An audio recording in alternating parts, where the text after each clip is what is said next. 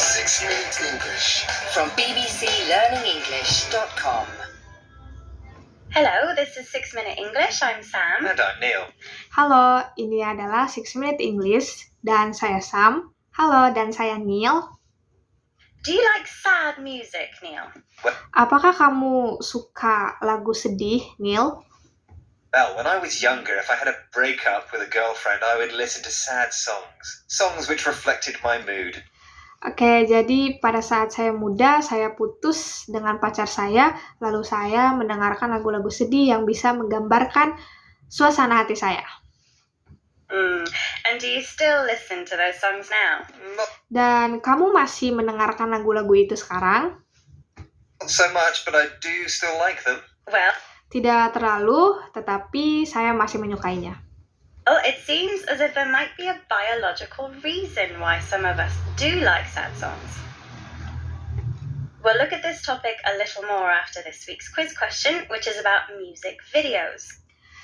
Jadi sepertinya ada alasan mengapa kita menyukai lagu-lagu sedih. Hari ini kita akan membahas topik ini lebih lanjut, tetapi sebelum itu ada kuis minggu ini tentang video musik.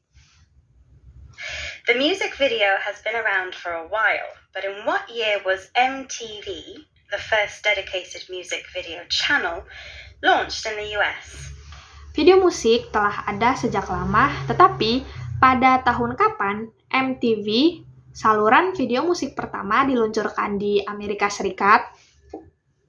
Was it A, 1981, B, 1982, or C, 1983?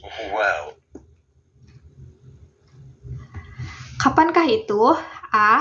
1981, B. 1982, atau C. 1983? What do you think, Neil? I'm going to have a guess. Is it the early 80s? Bagaimana menurutmu, Neil? Oke, saya tebak kemungkinan awal tahun 80-an.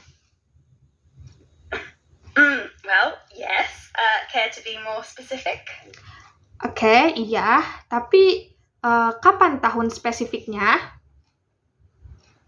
Well, it's a long time ago. I was just a small boy. I'm going to go for 1982. Oke, saya itu sudah lama sekali. Saya masih kecil. Saya akan menjawab tahun 1982. Okay, I will have the answer later in the program, but first, more about sad songs. Oke, saya akan memberikan jawabannya nanti. Pertama-tama mengenai lagu-lagu sedih. Professor David Huron from Ohio State University has conducted research in this area, and he discussed it recently on the BBC World Service radio program, The Y Factor. Profesor David Huron dari Ohio State University melakukan penelitian mengenai hal ini dan baru-baru ini membahasnya dalam program radio BBC World Service, The Y Factor. He was looking at why some people like sad music and other people really don't like it at all. As he says, they just can't stand it. Dia meneliti mengenai mengapa sebagian orang menyukai mendengarkan musik sedih dan sebagian tidak, yang ia katakan bahwa mereka tidak tahan mendengarnya. He believes it's to do with a hormone.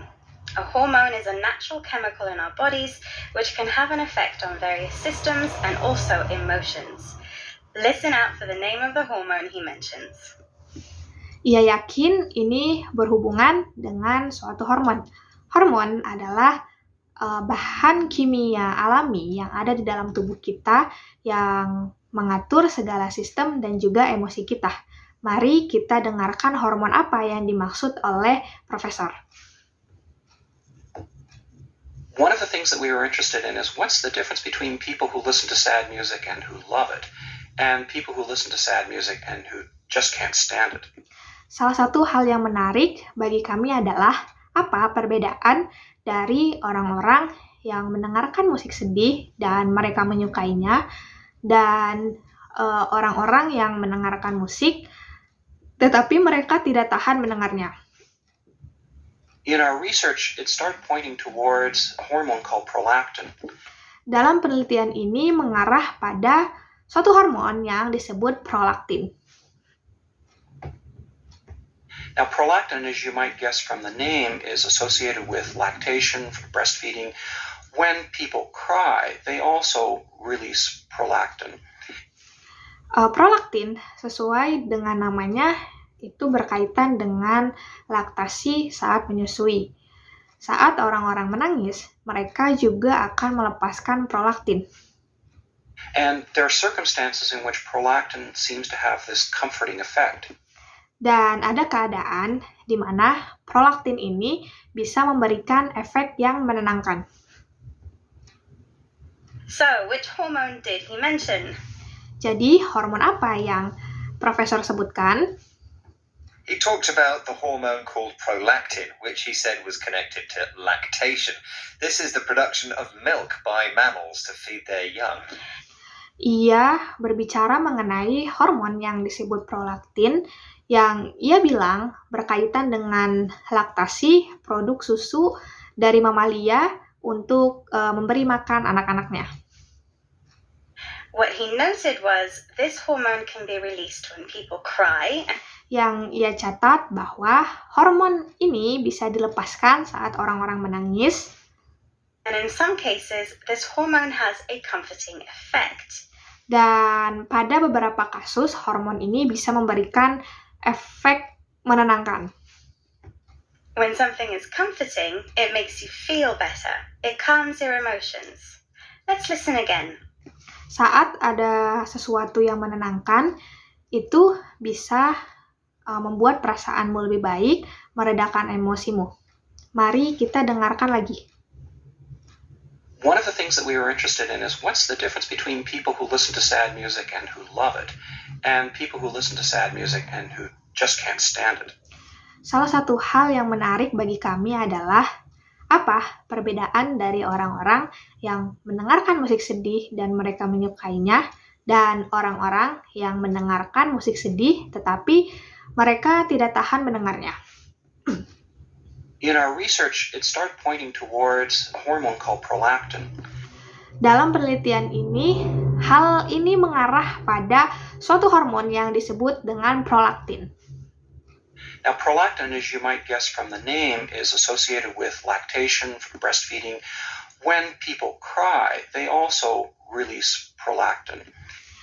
Prolaktin, sesuai dugaan Anda saat mendengar namanya, ini berkaitan dengan laktasi saat menyusui. Saat orang-orang menangis, mereka melepaskan prolaktin. And there are circumstances in which prolactin seems to have this comforting effect. Dan ada beberapa keadaan di mana prolaktin ini kelihatannya mempunyai efek yang menenangkan. So what conclusions did he make about this hormone and how it might be working? Professor Huron explains. Jadi kesimpulan apa yang ia buat mengenai hormon ini dan bagaimana cara kerjanya, Profesor Huron menjelaskan.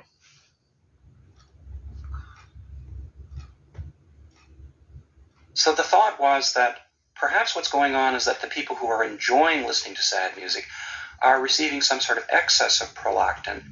Jadi kesimpulannya, mungkin orang-orang yang mendengarkan musik sedih itu mendapat kelebihan prolaktin. And people who are listening to sad music and they just find it incredibly sad and unhelpful and they don't want to listen to it, maybe they're not getting enough prolactin when they listen to the music.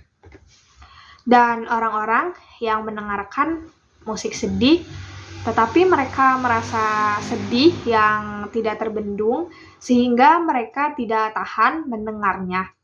Kemungkinan mereka tidak cukup mendapatkan prolaktin saat mendengarkan musik sedih tersebut.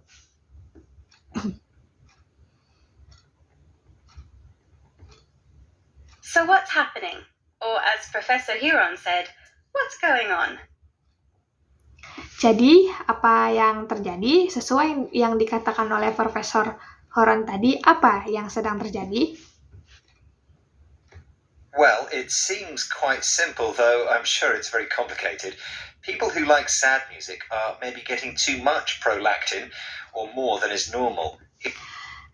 Singkatnya, tetapi saya yakin ini sedikit rumit. Jadi, orang-orang yang mendengarkan musik sedih itu mendapatkan kelebihan prolaktin atau lebih banyak dari normal. Describes this as an excess of prolactin.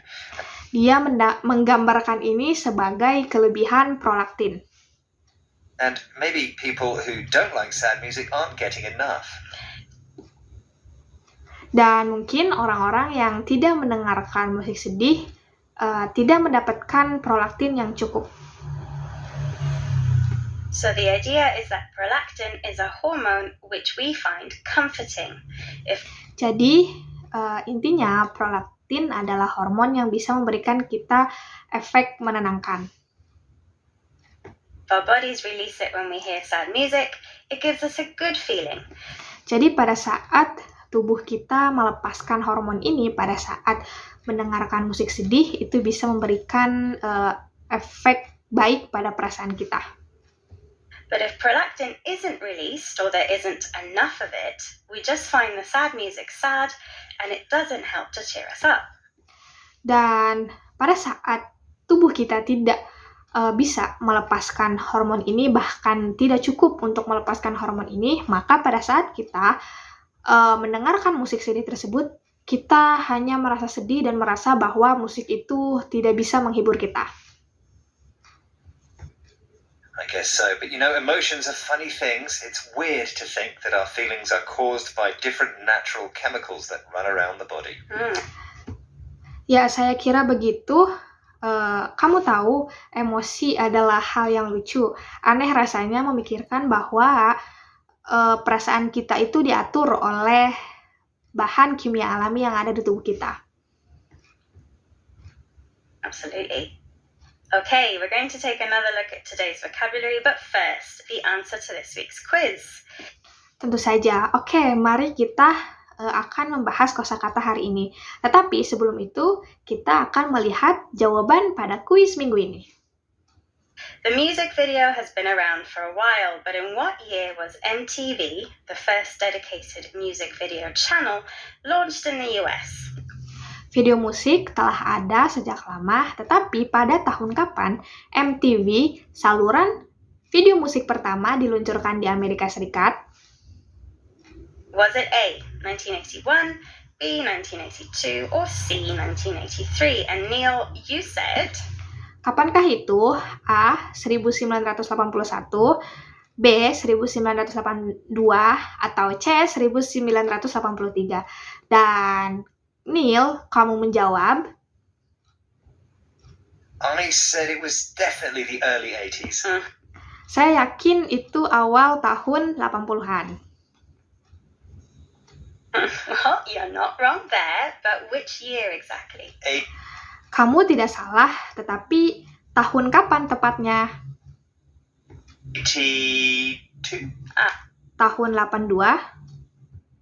Well, you'll need to dig out a sad song to make you feel better now, because the answer was 1981. Kamu sebaiknya mencari lagu sedih untuk membuatmu lebih baik, karena jawaban yang benar adalah tahun 1981. Oh dear, I can feel my prolactin levels dropping already. Sayangnya saya langsung merasakan level prolaktin saya turun. Sure you can't, but let's move on to vocabulary. If you can't stand something, it means you really don't like it. Saya yakin kamu tidak bisa. Oke, mari kita bergeser ke kosakata hari ini. Jika kamu tidak tahan terhadap sesuatu, maka kamu tidak menyukainya. A hormone is one of the body's natural chemicals. And the Hormon adalah salah satu bahan kimia natural dalam tubuh. hormone prolactin is connected with lactation, which is the production of milk by mammals. Something that is comforting makes you feel better emotionally. Dan hormon prolaktin berhubungan dengan laktasi, produksi susu yang diproduksi oleh mamalia. The phrase, what's going on, has a very similar meaning to what's happening. And Frasa apa yang sedang terjadi memiliki kemiripan dengan apa yang sedang terjadi. Excess of something is too much or a more than normal amount of that thing. Dan kelebihan sesuatu itu artinya lebih banyak dari normal. Well, before you have an excess of our company, we should wrap up. Jadi, sebelum kamu merasa bosan terhadap acara ini, kami akan mengakhirinya. Thanks for listening, and we hope you'll join us again soon. Terima kasih telah mendengarkan dan kami harap kamu bisa bergabung dengan kami lagi. As ever, don't forget that you can find more from the BBC Learning English team online, across social media, and on our very own app. Bye for now. Goodbye. Bye. Dan jangan lupa kamu bisa menemukan informasi lainnya di BBC Learning dari media daring, sosial media, dan juga pada aplikasi. Selamat jumpa. Sampai jumpa.